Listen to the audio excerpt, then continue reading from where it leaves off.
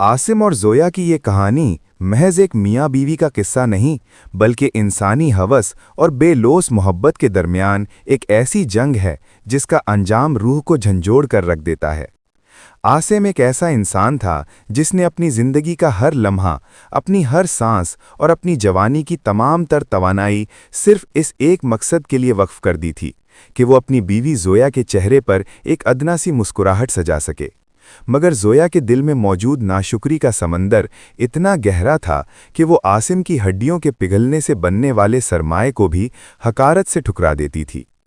कहानी के आगाज़ में हम देखते हैं कि आसिम एक दरमियाने दर्जे की नौकरी करता है और अपनी इस्तिताअत के मुताबिक जब भी जोया के लिए कोई तोहफ़ा लाता है तो जोया उसे मुस्कुराहट से वसूल करने के बजाय दूसरों के साथ मुवाजना शुरू कर देती है। वो अक्सर गुस्से में चीख कर कहती कि आसिम, तुम्हारी औकात ही क्या है? तुम मुझे वो ज़िंदगी दे ही नहीं सकते जिसके ख्वाब मैंने देखे थे।